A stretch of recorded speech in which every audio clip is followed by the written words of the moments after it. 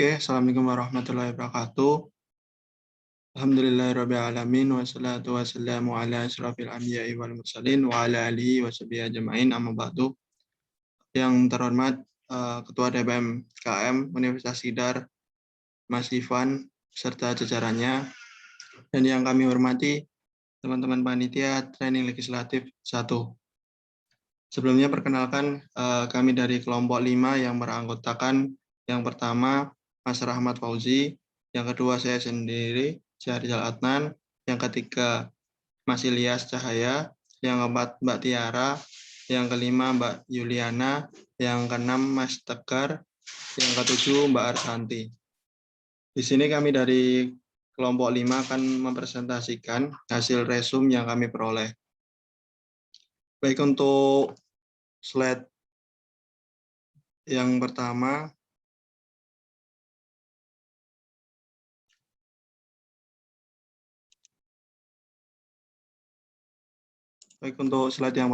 akan saya paparkan sendiri mengenai kepemimpinan. Nah, kepemimpinan ini sendiri merupakan aktivitas atau proses untuk memengaruhi orang-orang agar diarahkan untuk mencapai tujuan organisasi. Nah, pemimpin tersebut memiliki arti merupakan seorang yang mempunyai kekuasaan untuk memengaruhi perilaku orang lain, seperti itu. Nah, untuk pengertian dalam pengambilan keputusan itu sendiri, yaitu proses pemecahan masalah dengan menentukan pilihan dari beberapa alternatif untuk menetapkan suatu tindakan dalam rangka menyelesaikan masalah yang dihadapi. Nah, untuk slide selanjutnya akan dipaparkan oleh Mbak Yuliana. Kepadanya waktu dan layar dipersilahkan. Kemudian ada proses dalam pengambilan keputusan yang terdiri dari pengidentifikasian masalah terlebih dahulu. Setelah itu kita mengembangkan alternatif dari solusi masalah tersebut, kemudian kita mengevaluasi alternatif yang ada dan memilih alternatif yang sudah tersedia, kemudian kita mengevaluasi alternatif tersebut untuk pengambilan keputusan. Kemudian ada jenis-jenis dari keputusan yang terdiri dari berdasarkan program dan regularitas, berdasarkan tipe persoalan, keputusan internal jangka pendek, keputusan internal jangka panjang, keputusan eksternal jangka pendek, dan keputusan eksternal jangka panjang. Kemudian di sini ada penjelasan mengenai konflik. Konflik itu adalah suatu perbedaan, pertentangan, dan perselisihan yang bersumber pada perbedaan keinginan yang kuat dari kedua belah pihak. Untuk pengendalian konflik, kita dapat melakukan negosiasi, bisa dalam bentuk kegiatan berunding. Kemudian kita bisa melakukan konsiliasi atau menggunakan lembaga-lembaga tertentu dalam pengendalian konflik. Kemudian kita dapat melakukan mediasi dan arbitrasi. Dalam manajemen sumber daya manusia merupakan proses pengelolaan sumber daya manusia untuk memenuhi kebutuhan di dalam organisasi melalui berbagai teknik agar menjadi sumber daya manusia yang berkualitas untuk mencapai tujuan organisasi tersebut.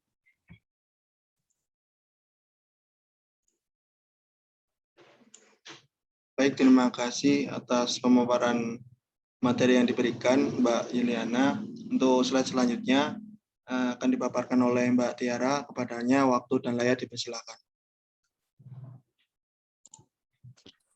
Baik, terima kasih.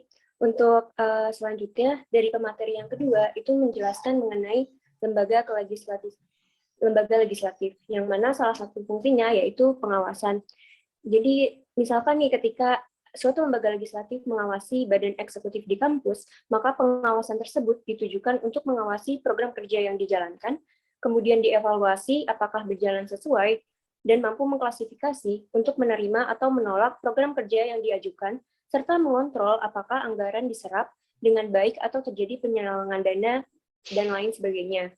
Kemudian, sebagai lembaga legislatif, kita harus mampu meningkatkan kredibilitasnya sebagai lembaga legislatif dalam menjalankan tugas pokok secara tegas namun tidak kaku. Nah, misalnya seperti dalam ketika pengawasan, itu ada beberapa cara yang dapat dilakukan, yaitu dengan mempertegas tugas pokok dan sebagai pemecah permasalahan kelembagaan lain, melakukan rapat koordinasi kepada lembaga lain untuk mengontrol dan melakukan eksekusi terhadap pelanggaran dari kelembagaan lain. The next one. Nah, kemudian untuk pemateri ketiga, yaitu membahas mengenai organisasi adaptif.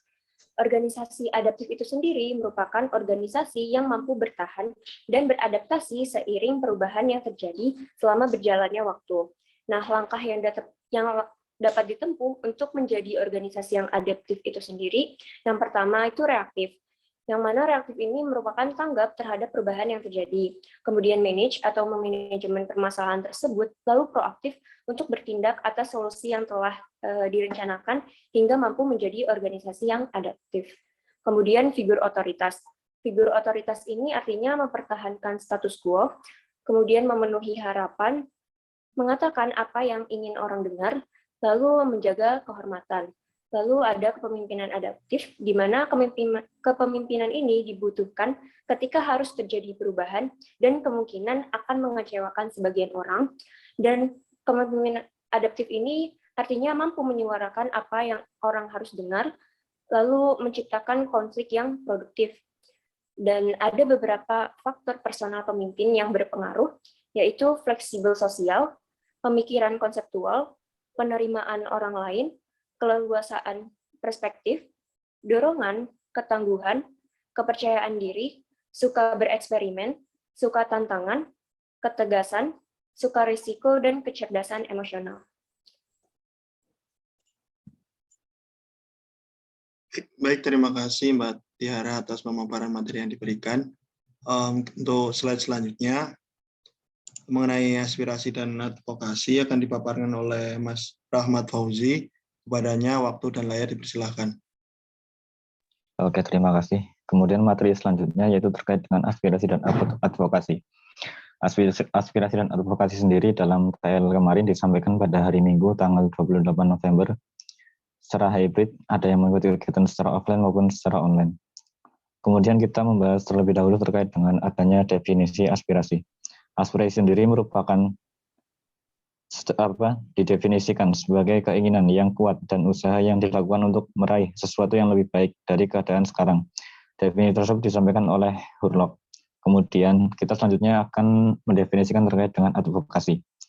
Menurut Julie Sterling, advokasi didefinisikan sebagai suatu tindakan terorganisir dan terarah yang dilakukan secara bertahap atau berproses dengan tujuan untuk mempengaruhi orang lain dengan maksud mengubah kebijakan publik.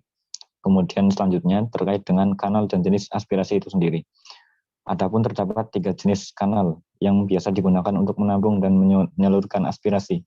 Di antaranya itu melalui sosial media, mimbar mahasiswa, dan tatap muka langsung. Aspirasi sendiri juga dibagi menjadi 4 jenis, yaitu ada aspirasi berbentuk peraturan, ada yang berbentuk keuangan, akademik, dan infrastruktur. Kemudian apa sih kriteria dari advokasi yang baik? Advokasi yang baik sendiri dapat tercapai apabila telah memenuhi kriteria cakap peraturan, mampu bernegosiasi, tidak emosional, agresif, ulet, dan ramah. Penyusunan materi yang harus dilalui dalam hal serap aspirasi dan advokasi yaitu dengan adanya aspirasi yang diserap, tindak lanjut, hasil, dan publikasi. Next. Terima kasih Mas Rahmat Fauzi atas pemaparan materi yang diberikan kepada kita semua. Untuk slide selanjutnya mengenai good governance akan dipaparkan oleh Mbak Arsanti. Waktu dan layar dipersilahkan. Terima kasih atas waktunya. Mohon maaf sebelumnya saya nggak bisa on cam karena kameranya lagi error. Baik, langsung saja saya teruskan. Good governance pada dasarnya merupakan suatu konsep yang mengacu kepada proses pencapaian keputusan dan pelaksanaannya yang dapat dipertanggungjawabkan secara bersama. Good governance menjadi suatu konsensus yang dicapai oleh pemerintah, warga negara, dan sektor swasta bagi penyelenggaraan pemerintah yang optimal dalam suatu negara.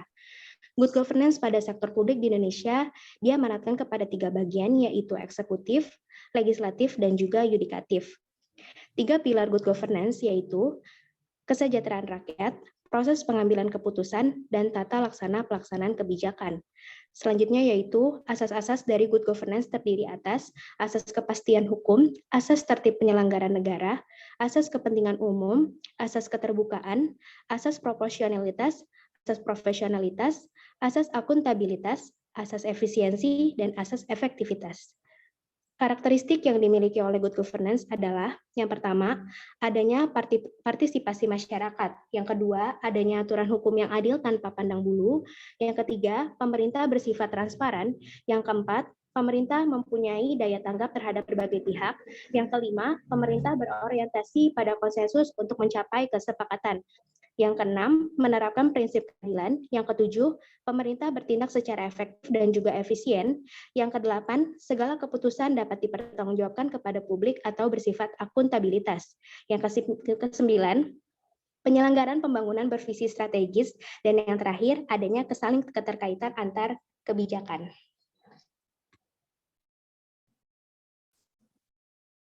Baik, terima kasih atas pemaparan yang diberikan pada kita semua. Mungkin untuk slide selanjutnya mengenai program legislasi akan dipaparkan oleh Mas Tegar.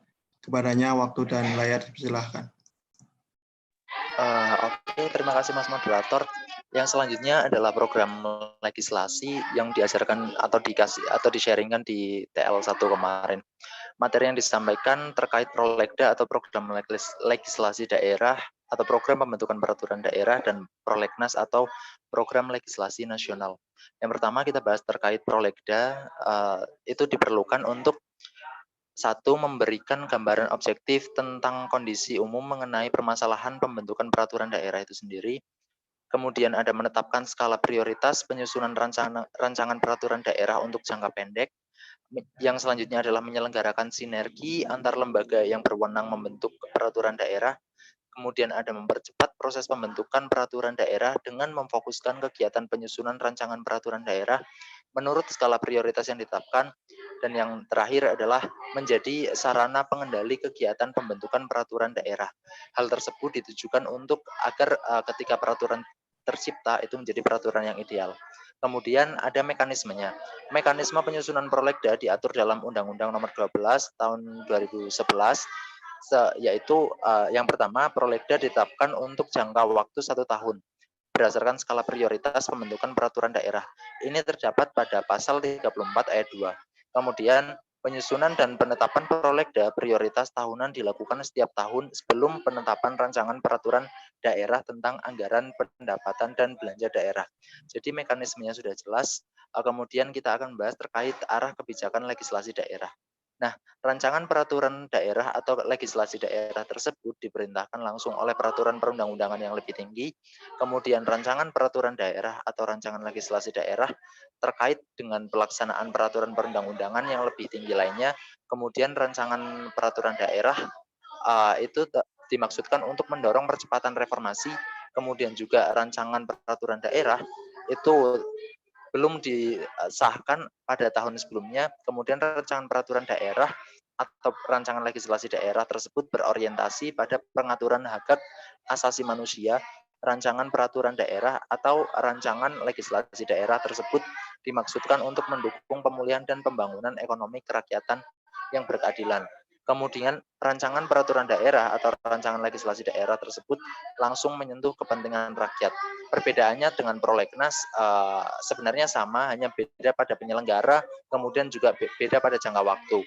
Jangka waktu ketika prolegnas itu adalah ditetapkan pada kurun waktu 5 tahun. Nah, mungkin sekian dari saya kembalikan ke Mas Moderator. Terima kasih. Baik, terima kasih Mas Tegar atas pemaparan materi yang diberikan kepada kita semua.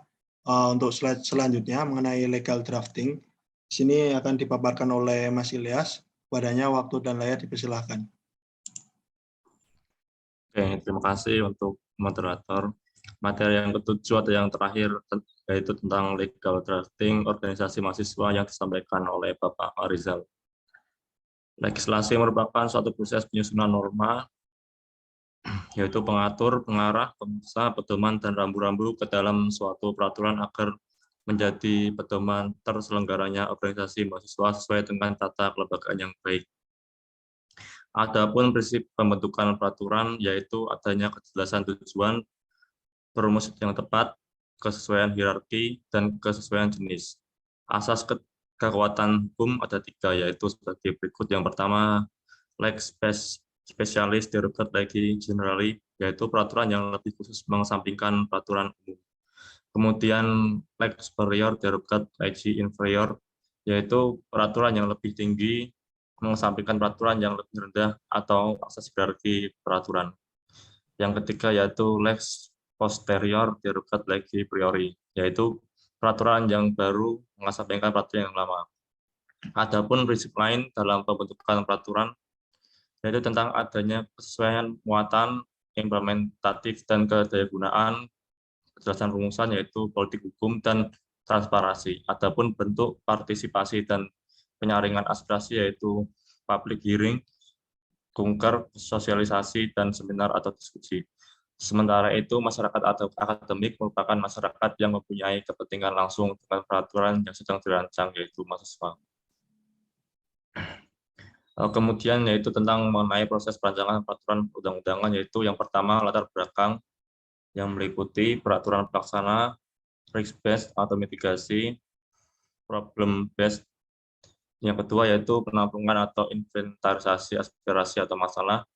Yang ketiga pelatihan LD tim perancang atau awal periode yaitu tim ahli. Yang keempat koordinasi dengan stakeholder bidang 3 rektorat, dekanat, dan ormarwa. Yang kelima yaitu perancangan sesuai dengan kaidah rancangan undang-undang yang berlaku. Yang ke-7 itu disidangkan, yang ke-8 diundangkan, kemudian yang terakhir diturunkan ke peraturan yang lebih teknis jika diperlukan. Mungkin sekian dari saya, terima kasih.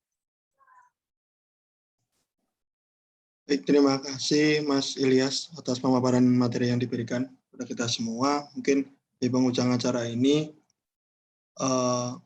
kami dari kelompok 5 dan sebelumnya terima kasih teman-teman dari kelompok 5 atas partisipasinya.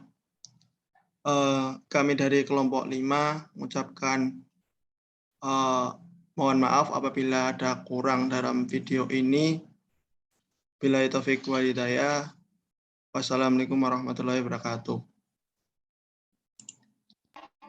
Waalaikumsalam warahmatullahi wabarakatuh.